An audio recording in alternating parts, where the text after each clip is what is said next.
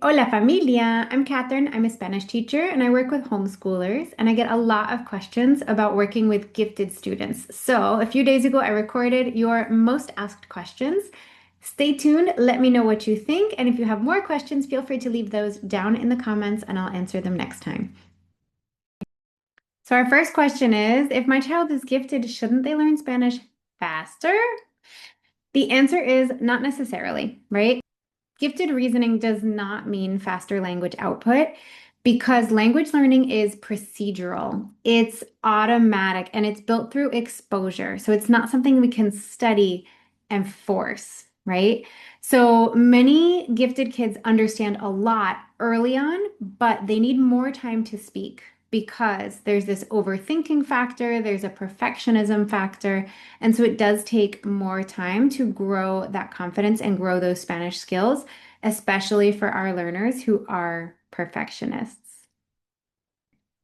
So our next question is, why does Spanish feel harder than other subjects for my child? So the thing about language learning that's different from other classes is that language acquisition, growing our language skills requires that we have to make mistakes. And this can be really hard for gifted learners, especially our perfectionist gifted learners, the ones who want everything to be perfect. They end up overthinking things and overanalyzing, trying to make it perfect. And the reality with language acquisition is it's not going to be perfect, especially at the beginning. We have to be okay with mistakes, and that's really hard, right? Because our gifted kids, they want to be right before they produce, before they speak, before they write. They want it to be correct, and they hate sounding unsure. Traditional language programs are going to push output too early, so they're going to force language production and they're going to reward speed over depth, which is something I do differently in my classes. We are digging deep and we are practicing a lot before we produce in a big way, before we produce in a scary way. So the reason for this is that we have to be speaking before we've mastered a concept, right? We have to practice before it's perfect. And that can be really hard for our gifted learners. All right, next question here. My child understands Spanish, but won't speak.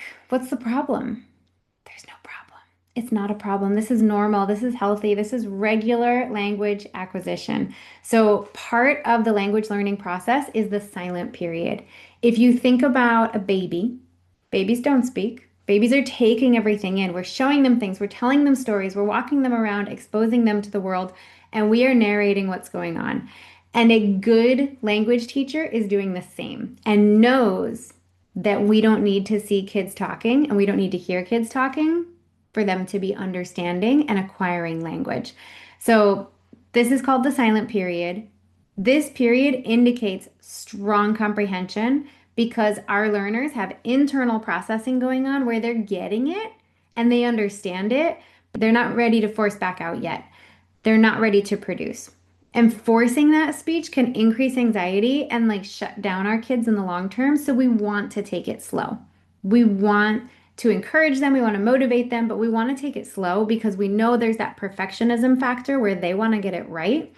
And we know that they're still learning something, even if they're not saying anything yet. Our next question is, do gifted kids get bored with repetition in Spanish? Repetition is super common in language classes. Repetition is also very common in a well-known language app that I recommend, but I'm not going to mention here because that's not what this video is about. Repetition isn't the issue. However, meaningless repetition is a problem.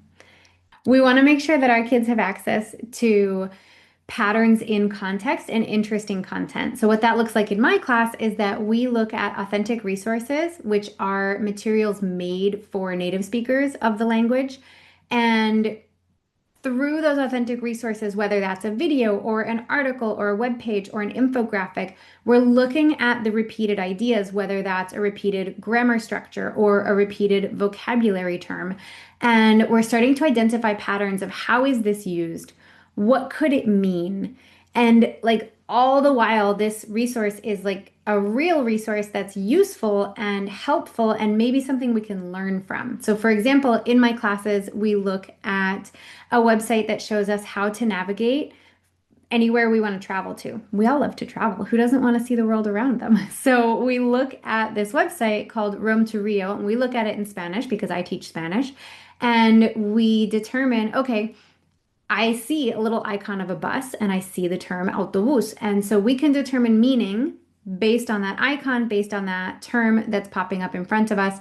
And then because it's repeated in the instructions of how I'm going to get from Madrid to Sao Paulo, Brazil, I can see I have to take the bus to the airport, I have to take the bus from the airport, I have to take the bus here, I have to take the bus there. Because this term is repeated and I see that little icon, I'm picking it up, but it's also not in like a silly way. It's got meaning, it's got interesting context. It's content that's meaningful for us. And this repeated exposure allows that language to become automatic and feel more natural for our learners. So then the big question, what does work for gifted learners when they're learning Spanish? One of the biggest things that you can look for when you're looking for a Spanish class for your gifted learner is story-based or contextual learning. Stories are a fantastic way to learn language. If you think about how babies learn through stories. They're reading books, they're showing pictures, they're seeing that meaning on the page, and they're hearing the words and they're seeing the words and they're making those connections. TV shows are another really great way to do this, or even YouTube videos, not mine because I'm presenting in English, but other videos that present ideas in Spanish and share repeated ideas in Spanish. Anyway, the reason that these are so good is that they provide context. So it's not just language for the sake of language, it's language with a purpose. And the language exists in the context of a storyline. And because it's a story, the ideas will be repeated and your learner will be exposed to different vocabulary, but that vocabulary will be repeated, right? And through that repetition, they're acquiring language, they're building their confidence, and they're getting ready to produce their own language when they're ready, right?